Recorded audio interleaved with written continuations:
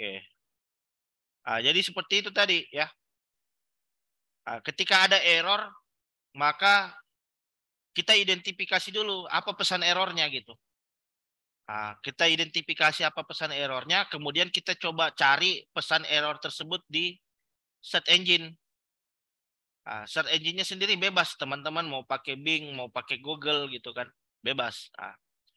Kemudian nanti akan ditampilkan hasil pencariannya, kemudian kita coba baca. Nih. Kita baca apa yang menyebabkan terjadinya error, kemudian kita coba cari apa solusi untuk penanganan error tersebut. Jadi kita lupa mengimpor fungsi std gitu. Jadi ketika kita melakukan coding, kita akan sering mendapatkan error itu. Jadi keahlian wajib yang dimiliki oleh seorang saat melakukan coding adalah kemampuan untuk mengidentifikasi error dan bagaimana cara menyelesaikan dari error itu sendiri. Kita sudah compile, kita run sekarang, kita lihat. Sekarang sudah keluar dia hasilnya. Hello world, itu. Tapi sebenarnya ada cara lain gitu. Sebenarnya ada cara lain. Misalkan kalau kita tidak mengimpor library std, kita bisa seperti ini. Ini coba kita hapus. Kalau fungsi std-nya langsung saya masukkan ke dalam fungsi gimana? Jadi kita panggil dia secara statik gitu. Jadi jatuhnya kayak static function gitu kan. std, kemudian kita panggil fungsi south. Coba kita running. Ada error apa enggak nih? Oh, ada error. Sebentar, kita coba identifikasi. std.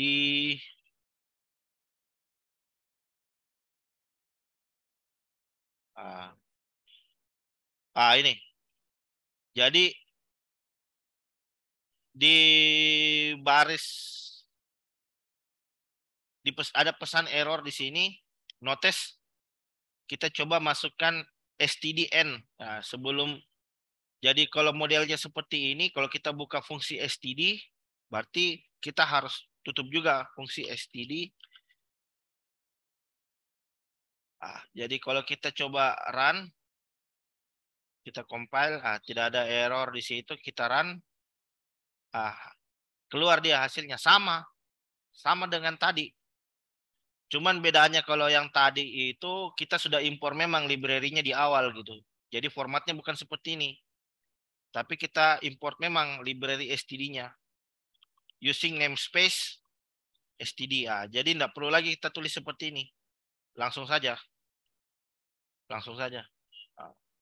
Ini tidak perlu lagi. Langsung saja seperti ini. Kita compile. Kita run. Sama hasilnya kan. Keluar juga hello world. Nah, jadi seperti itu cara mendeklarasi coding standar di dalam C++ ya. Nah, kemudian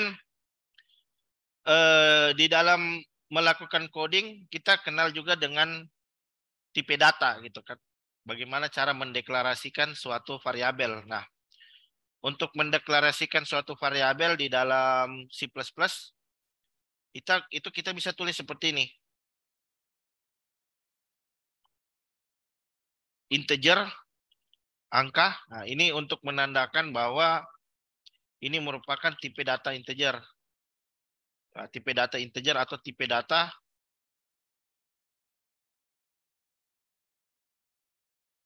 bilangan bulat.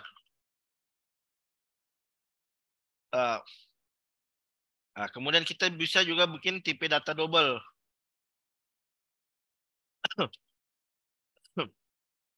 Double, misalkan bilangan. Kemudian kita bisa bikin juga tipe data karakter. Ya.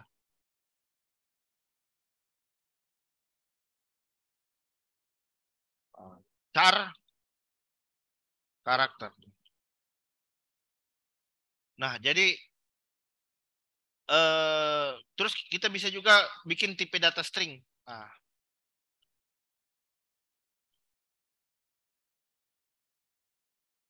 tipe data string. Jadi kita cukup menuliskan string, misalkan teks. Nah, jadi variabel ini yang selanjutnya akan menyimpan suatu nilai dengan tipe data tertentu gitu. Jadi kalau misalkan saya definisikan di sini tipe datanya integer angka, artinya di dalam variabel angka ini dia hanya menampung sebuah tipe data integer di dalamnya. Nah, begitupun juga dengan di tipe data bilangan double ya, di bilangan pecahan misalkan. Nah, jadi tipe data bilangan ini ya, sebuah variabel bilangan akan menampung suatu nilai dengan tipe data double. Begitupun seterusnya. Jadi itu erat kaitannya dengan cara mendefinisikan dari suatu variabel gitu. Jadi cara ngisinya nanti gimana? Misalkan cara ngisinya seperti ini. Kita tadi definisikan suatu angka ya. Nah, sebentar ini mungkin saya hapus dulu yang lain ini. Kita fokus dulu tipe data angka gitu kan. Nah, kita bisa menuliskan seperti ini. Kalau kita ingin memberikan nilai ke dalam variabel tersebut. Kita shout ini artinya see out gitu. See out artinya kita tampilkan suatu output ke layar gitu. Masukkan angka.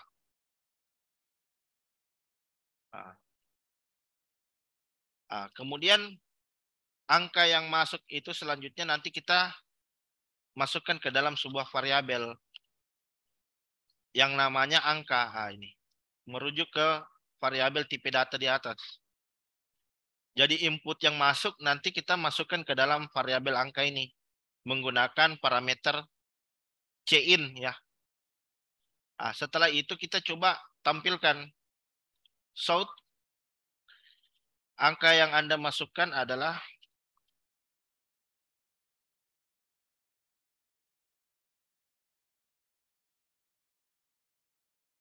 kita panggil lagi tadi variabel angka di atas, yaitu ini. Ya, kita panggil angka n-line, seperti ini.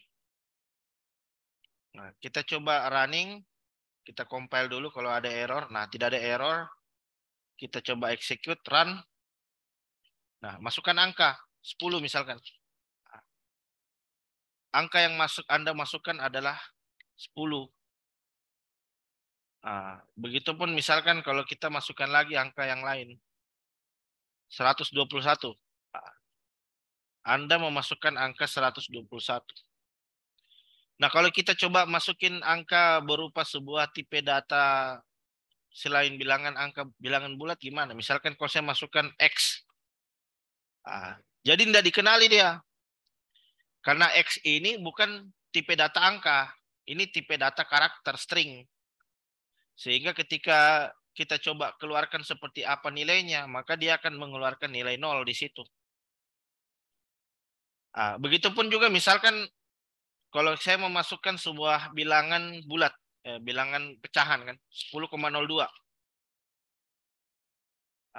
Jadi dikenali sama program itu hanya angka 10.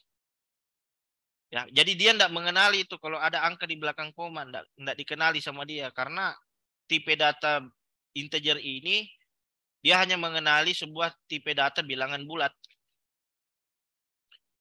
Jadi kalau ada angka di belakang bilangan utamanya itu tidak dianggap itu sama dia.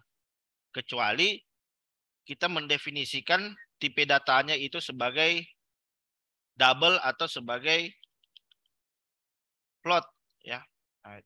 Kita definisikan dia sebagai tipe data double atau tipe data float ya.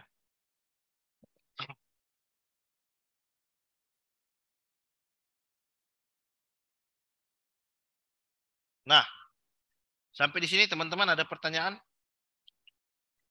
Sebentar ya, sebentar.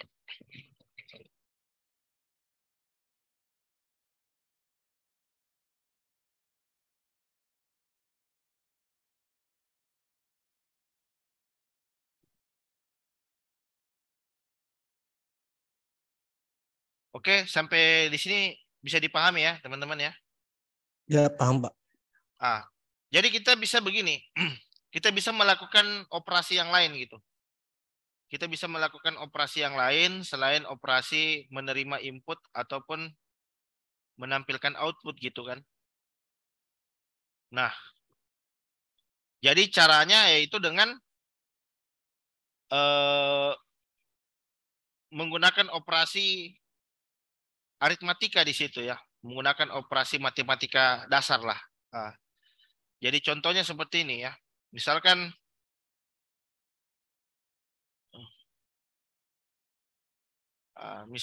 kita sudah masukkan angka, nah kita pengen lakukan operasi di sini. Misalkan melakukan sebuah operasi perbandingan misalkan di situ ya. Misalkan di sini saya kasih ini angka 1 kan. Angka 1 itu nilainya 10. Nah, kemudian kita tulis angka, tapi kita tidak definisikan nilainya. Jadi ilustrasinya itu nanti kita nerima input gitu kan. Kita nerima input berupa angka, kemudian selanjutnya nanti kita bandingkan nilai yang ada di angka 2 terhadap angka 1. Apakah selanjutnya angka 2 ini lebih besar dari angka 1, atau angka 2 lebih kecil dari angka 1, ataukah angka 2 ini sama dengan angka 1. Nah, itu bisa kita lakukan. Nah, misalkan jadi yang kita mau tampung itu adalah angka 2 ya. Di sini kita masukkan angka 2. Nah, baru kita lakukan operasi di sini. If saya rasa teman-teman sudah pada belajar ya, sudah pada tahu lah terkait operasi dasar perbandingan gitu kan. Teman-teman udah pada ngerti lah if else kan, switch case, apalagi while loop, itu kan sudah dijelaskan semua lah ya sama Pak Idim ya. Saya rasa itu materi dasar lah ya. Nah, kalian bisa membandingkan gitu. Misalkan kalau di sini kita punya if angka 2 itu lebih besar dari angka 1. Nah, kalau angka 2 lebih besar dari angka 1, maka yang terjadi di situ kita shout. Kita shout angka 2.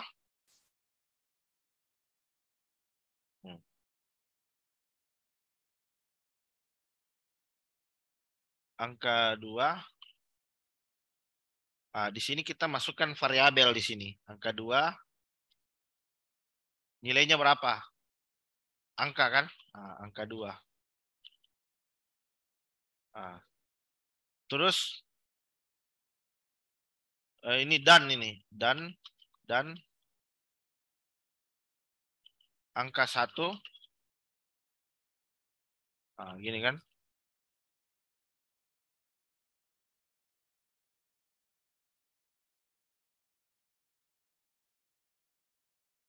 Shout angka 2 dan angka 1. Oh, ini. Dan angka 1 di sini.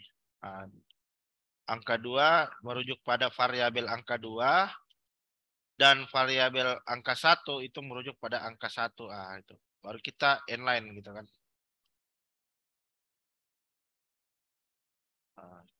Kita shout lagi adalah lebih besar. Angka 2. Jika angka 2 itu lebih besar dari angka 1, maka angka 2 lebih besar.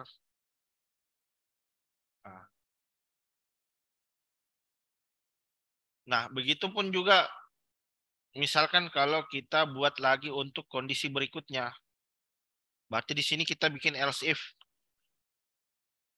Ini kita tinggal copy aja nih. Kalau ternyata itu angka 2 kurang dari angka 1, maka kita bisa copy nih. Berarti angka 2 dan angka 2 lebih kecil. Lebih kecil dari angka 1.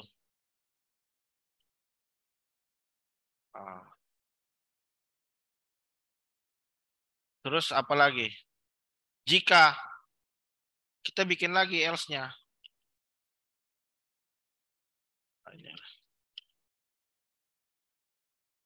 Ini. Nah, kita bikin lagi.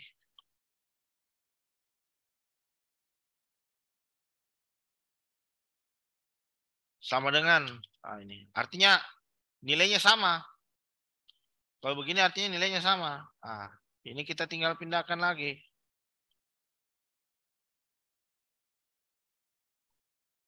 Angka 2 dan angka 1. Angka 2 sama dengan else-nya udah terjadi error itu. Kalau ternyata di luar daripada ketiga kondisi yang sudah kita definisikan, berarti di sini error.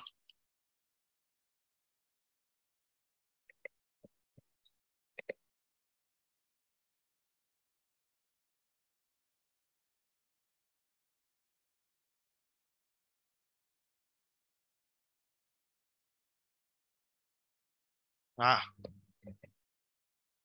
jadi kita bikin sebuah sintaks sederhana untuk menerima input. Untuk menerima input suatu angka 2, kemudian nanti kita bandingkan nilai yang ada di dalam angka 2 dengan nilai yang ada di angka 1.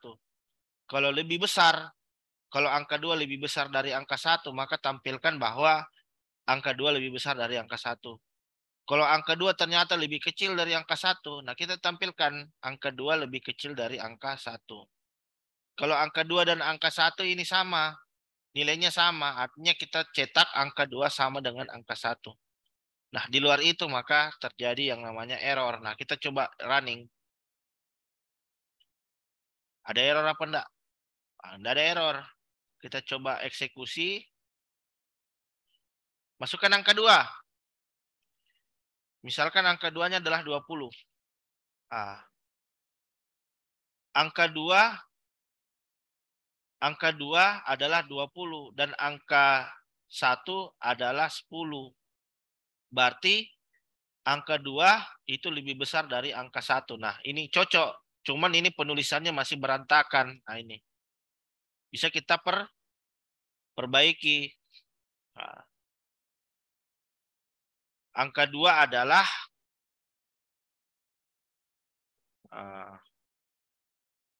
dan angka 1 adalah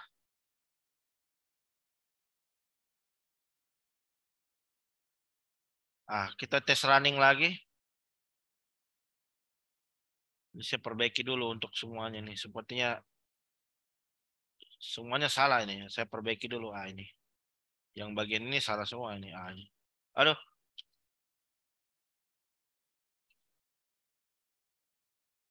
Kan.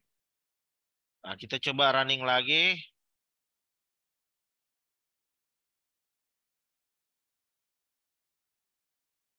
Masukkan angka 2. Angka 2 adalah 20. Angka 2 adalah 20 dan angka 1 adalah 10. Artinya apa? Angka 2 lebih besar dari angka 1. Biar enak jangan angka lah. Variabel. Variabel kan biar enak gitu kan.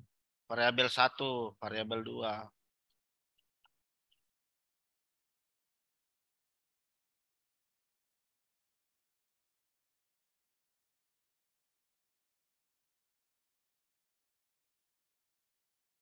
Soalnya agak rancu dia kalau menggunakan kata angka kan. Enaknya kita pakai variabel lah. Variabel.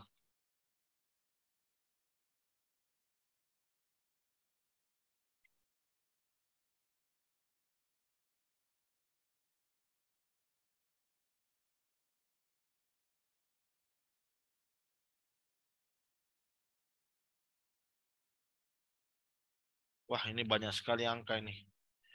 Saya coba cari replace-nya di mana ya? Fungsi replace. Ini replace. Ini. Angka ini kita ganti dengan variabel. Oke, replace. Oke, aman. Oh, enggak semua ya. replace angka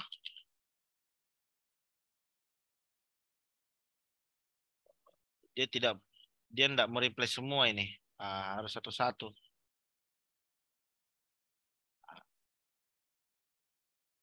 Oke. Udah. Harus satu. Ini kita coba running. Nah, ini masih angka. Ini ganti variabel.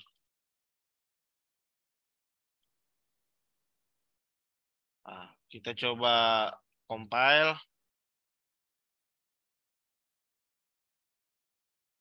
Ini.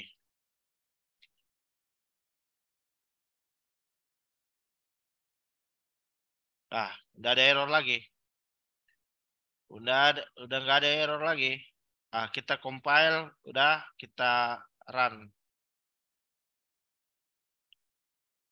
Run. Oh, masukkan angka 20. Variabel 2 adalah 20. Variabel 1 adalah 10. Variabel 2 lebih besar dari variabel 1. Nah, ini masih ada yang. Tapi sejauh ini sudah oke dia. Tapi sejauh ini udah sesuai ya.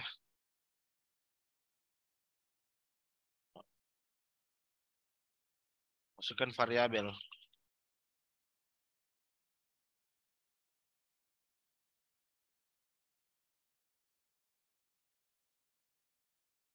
Nah, misalkan kalau nilainya kurang dari gimana?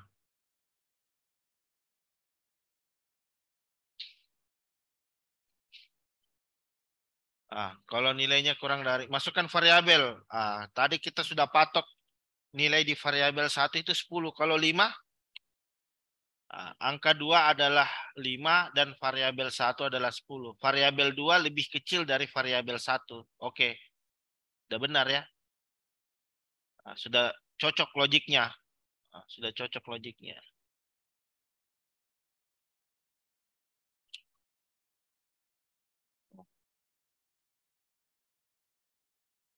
Misalkan kalau saya tes lagi, misalkan kalau nilainya sama,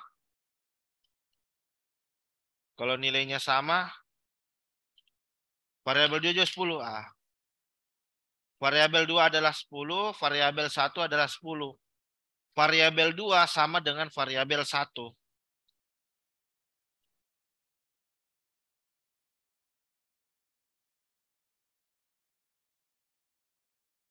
Bisa dipahami ya, teman-teman ya? Ini yang namanya kondisi. Ini yang namanya fungsi kondisi. Fungsi dan perbandingan. Nah, jadi kalau fungsi itu apa saja? Kan banyak ya, kemarin kita sudah bikin fungsi if, fungsi else. Ya.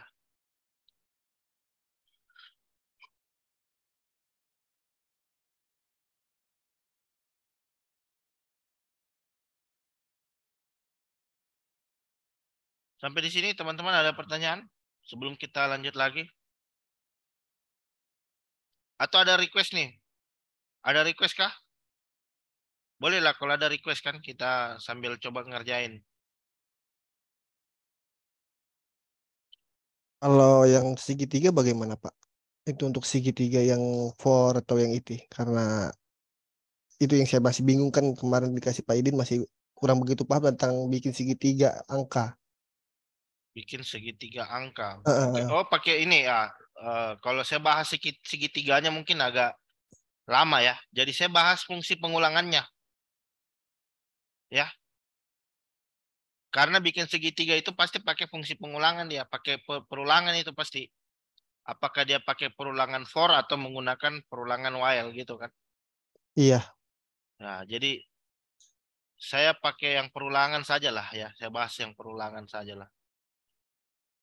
Karena kalau mau bahas yang segitiga itu kayaknya akan lama itu. Tapi saya bahas basicnya lah, fundamentalnya kan.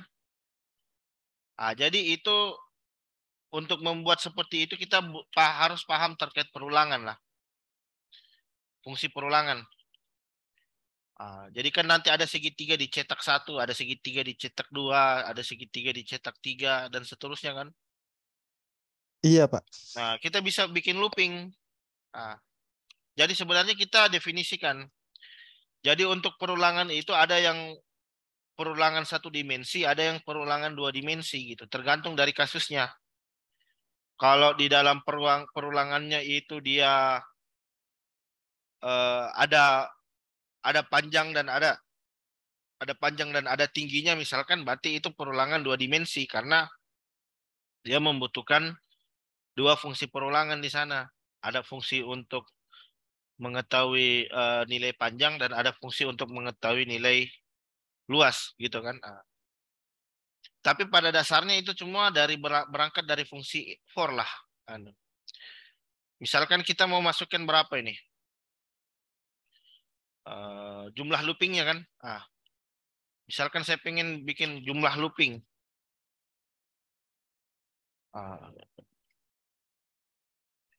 Masukkan jumlah looping yang diinginkan.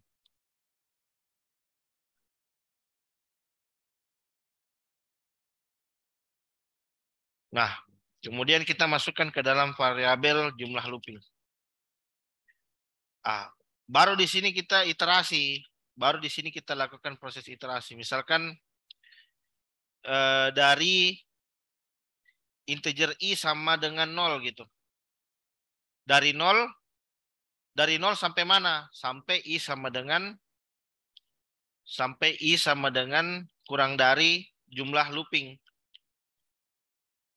Jadi jumlah looping yang kita tentukan itu berdasarkan variabel jumlah loopingnya gitu kan. Baru kita lakukan increment di situ. Baru kita coba untuk menampilkan outputnya. South nilai dari variabel i, kemudian kita inline. Coba kita tes.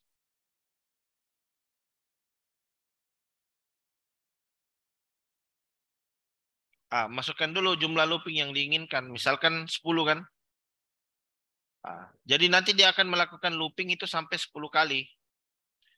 1, 2, 3, 4, 5, 6, 7, 8, 9, 10. Nah, nanti dia looping sampai 10 kali. Kenapa dimulai dari 0? Karena pemrograman itu selalu dimulai dari indeks ke 0 gitu.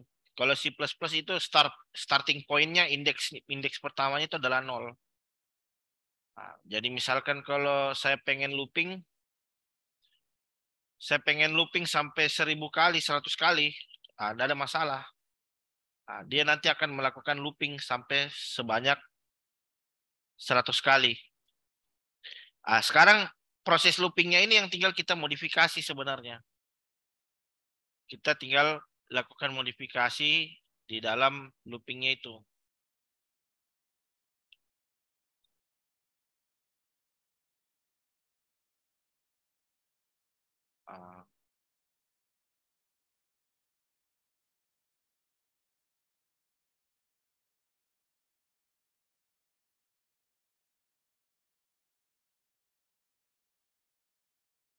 Bisa dipahami ya di sini ya. Kita tinggal modifikasi aja nih sebenarnya. Tingginya mau seberapa banyak nih tingginya? Mau seberapa banyak nih tingginya? Ya, 9 saja, Pak. Nggak usah terlalu banyak, Pak. 9. Berarti itu kita masukkan ke dalam variabel tinggi. Kemudian untuk setiap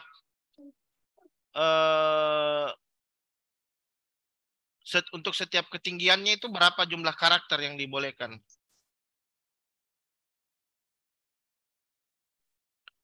Nah, kita bikin dulu tuh.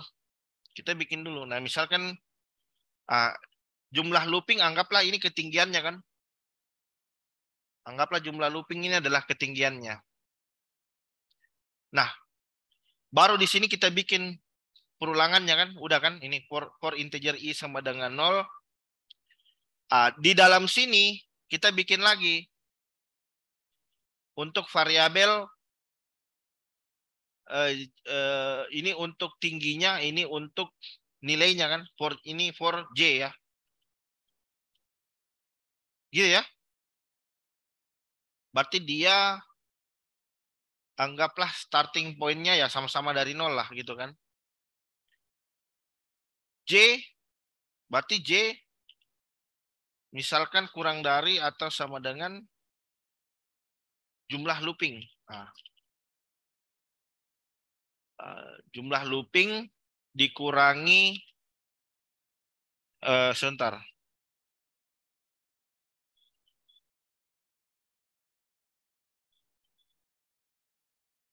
Oke, J sama dengan 0.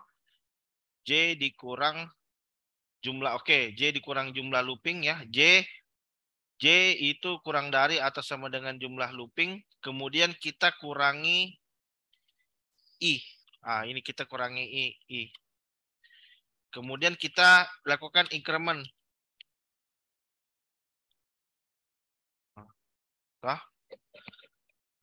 Ini untuk fungsi perulangan ini untuk misalkan adalah spasinya kan.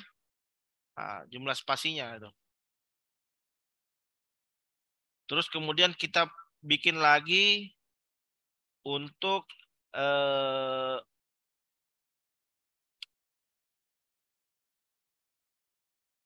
ini jumlah spasi. Oke, baru kita bikin lagi untuk misalkan nilai K-nya ya. Ini I, J sudah. Berarti di sini kita kasih K. Kita kasih K. Ini K. Kita kasih nilai K. Ini enggak perlu. Integer K sama dengan 0. K kurang dari atau sama dengan misalkan berapa? Di sini misalkan saya kasih 2. Kemudian saya kurangi dengan saya kalikan I. Sebentar kita bahas. Saya tulis-tulis saja dulu ini ya. Kemudian baru kita sort untuk kalau seperti ini gimana nih?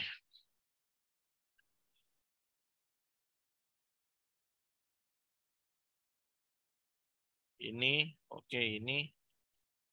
Oke. Oh, ini maaf. Ini bukan di dalam. Ini seharusnya masuk ke sini. Seharusnya dia masuk ke dalam sini. Nih. Kita tes. Return 0.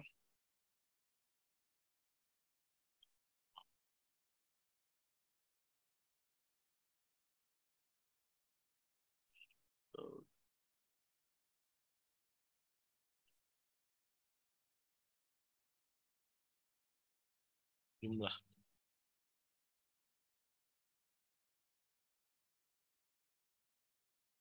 Coba kita.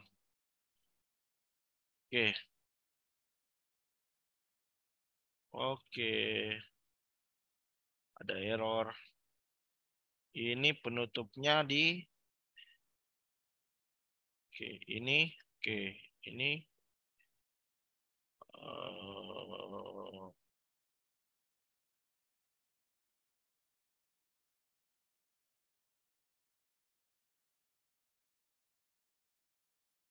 Oke, sebentar. Yang ini. Wah, kejauhan ini. Sini. Ini. Oke. Berarti di sini yang return 0-nya.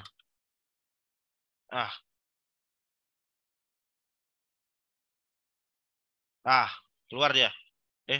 Belum dikompil. Ada error. Execute, run.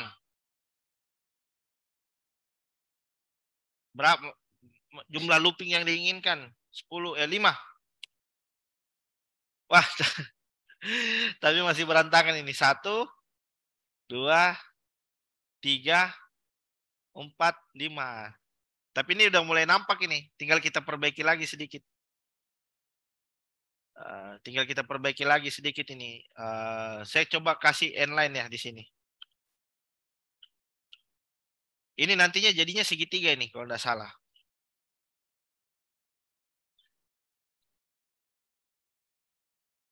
Kalau tidak salah ya, kita coba aja dah lah. 5. Cuman ini masih berantakan sih. Kenapa sih ini? Ini 1, 2, 3, 4, 5. Ini. Jadi sebentar. Oh ya, jadi bukan di sininya di sini. Maaf, saya salah. Saya ada salah.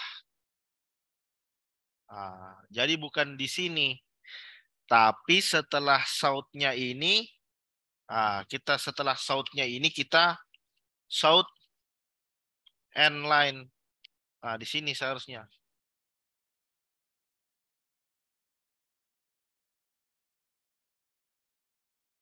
Tes 5.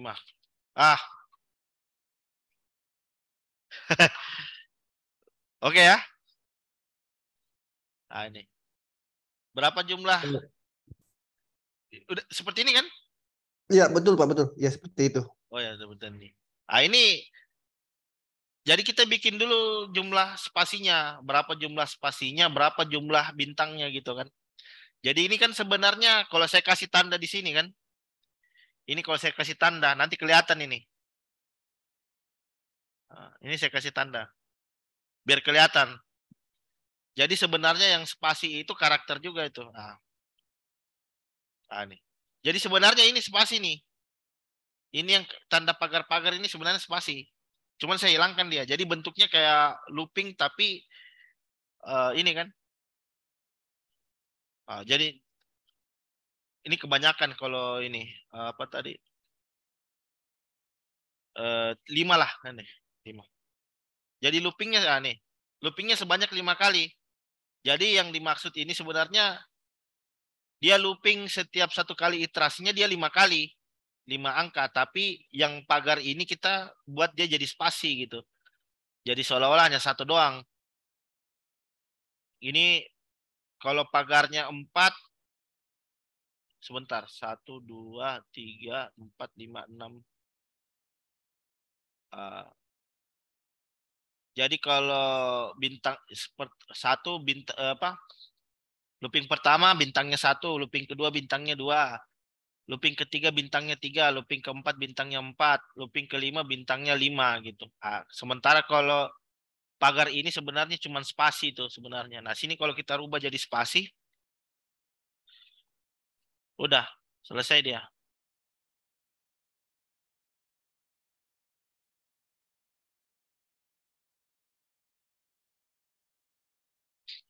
Ya. Misalkan kalau 10,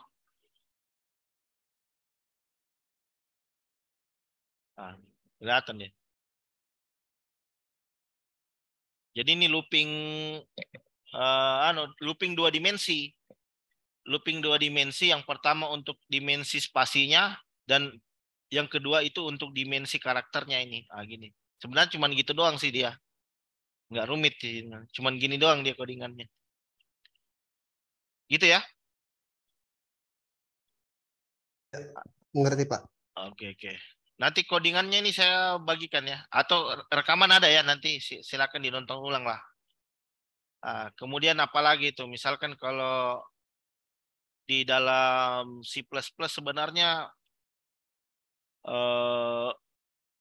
cuman gitu-gitu doang dia. Kalau di C++ itu sebenarnya lebih ke logik sih sebenarnya. Bagaimana pemanfaatan apa namanya? Dia lebih ke logik bagaimana pemanfaatan daripada fungsi-fungsi itu untuk membuat sebuah program sebenarnya sih. Paham Pak. Jadi kalau saya sering-sering latihan looping lah. Tapi latihan loopingnya yang ini, yang mulai dari yang basic dulu, looping 1 dimensi, looping 2 dimensi, looping 3 dimensi. Jadi semakin banyak loopingnya itu semakin kompleks sih sebenarnya. Tapi di situ nanti kita terlatih gitu. Iya, kemarin saya dapat kasus, saya coba looping di internet, saya coba-coba kemarin WP4 bikin segitiga, ternyata itu nggak ada apa, dia terus sampai selesai nggak ada berhentinya. Itu yang saya bingung kemarin, beberapa kali saya coba. Oh, itu karena enggak Eh, karena belum didefinisikan kondisi pemberhentiannya. oh, ya makanya saya bingung-bingung juga Heeh, kemarin. Jadi kalau kan ada ini yang membedakan antara perulangan for dengan perulangan while. Kalau perulangan for itu kondisi berhentinya kita sudah definisikan di awal. Kalau pakai perulangan while dia harus memenuhi kondisi tertentu baru dia berhenti gitu.